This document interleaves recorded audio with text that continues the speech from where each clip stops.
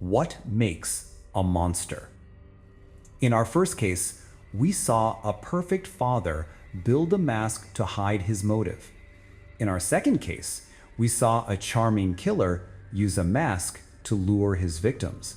In both, we assumed the monster was born, that the evil was there from the beginning.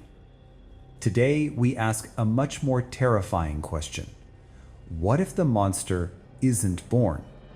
What if it's made? What if the mask itself is the motive? August 1971, Stanford University.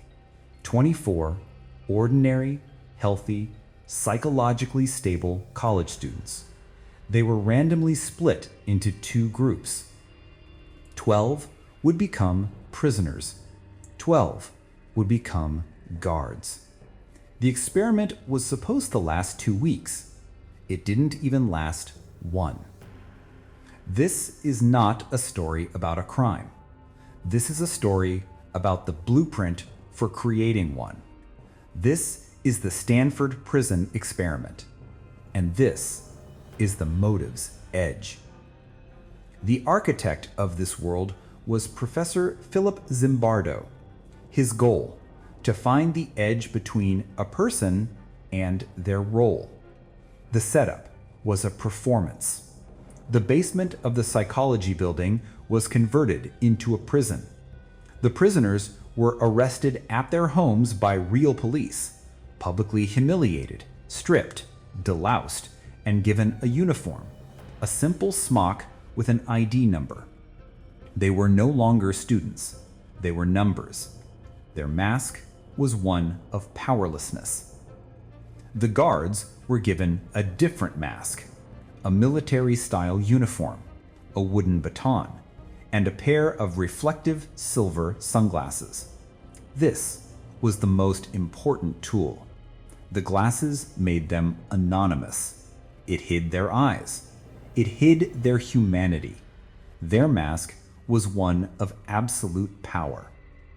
Zimbardo told them, "You can create in the prisoners feelings of boredom, a sense of fear. We take away their individuality. We create a sense of powerlessness." He gave them a motive, and then he watched. Day 1. The stage is set. The actors are in costume. The guards, still awkward in their new roles, try to assert dominance. The prisoners, still students, rebel. They mock the guards. They barricade their doors. It feels like a game. The guards are still just college kids named John and Dave playing a part. But the mask is beginning to stick. The guards, frustrated by the rebellion, retaliate. They spray the prisoners with fire extinguishers. They strip them naked. They take away their beds. They force them into solitary confinement. The sound of the baton hitting the cell door, clang. It's the first real taste of power, and it is addictive. Day 2. The edge is crossed. The actors are gone. Only the roles remain.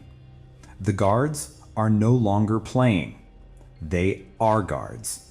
The prisoners are prisoners. The most terrifying shift happens. The guards begin to enjoy the performance. They invent new rules. They force prisoners to clean toilets with their bare hands. They create privilege cells and bad cells, turning the prisoners against each other. And then prisoner 8612 breaks. He screams. He curses. He rages. This is no longer an experiment. It is real. He is suffering a complete psychological breakdown. The guards see this not as a tragedy, but as a failure of the prisoner. The mask of authority has no room for empathy. Day 3. The visitors. Parents arrive for visiting hours. The guards prep the stage. They clean the cells. They feed the prisoners. They play music. They put the good mask back on. The parents are horrified by the state of their sons, but the performance is convincing. The illusion holds. But the moment the parents leave, the tyrant mask returns.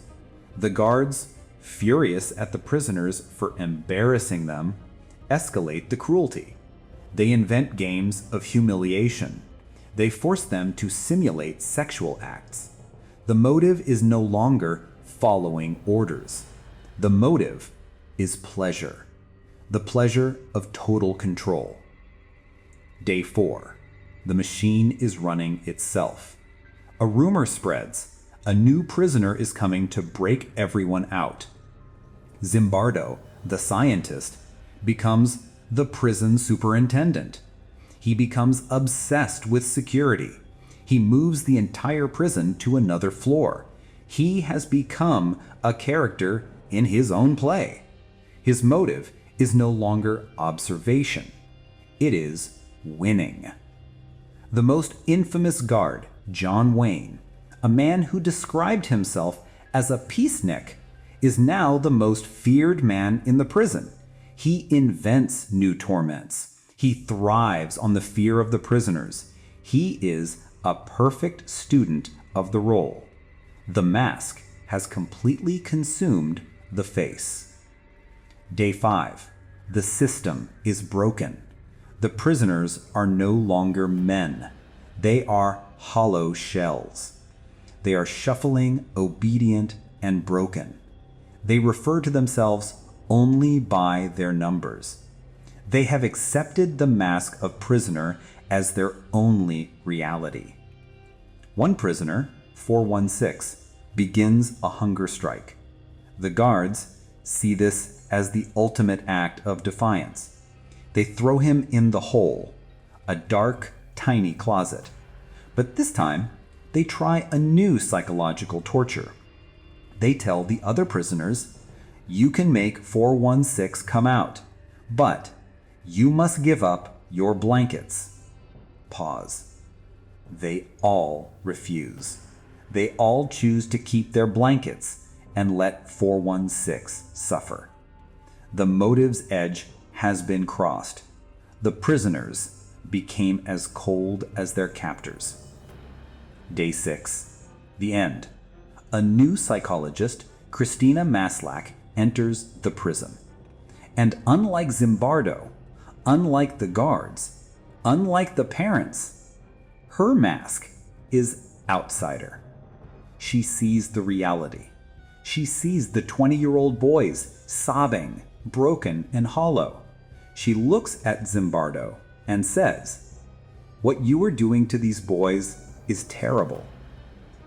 The spell is broken.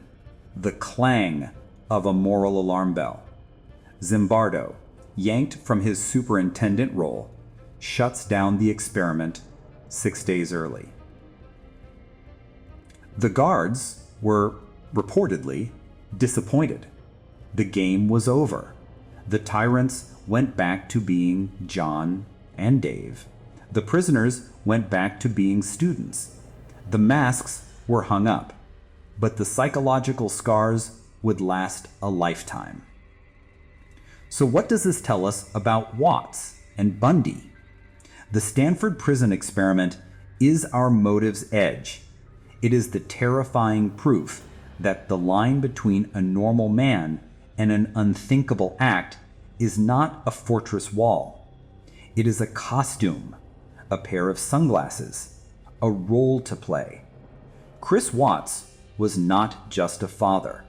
He was performing the role of perfect father. Ted Bundy was performing the role of charming student. And when those masks became inconvenient, they simply put on new ones. The role of annihilator, the role of psychopath. The experiment proves that the motive is sometimes just an invitation to power, an invitation to let the entity inside take control. The question then is not, who is the monster? The question is, pause. What mask are you wearing? Welcome to Motive's Edge.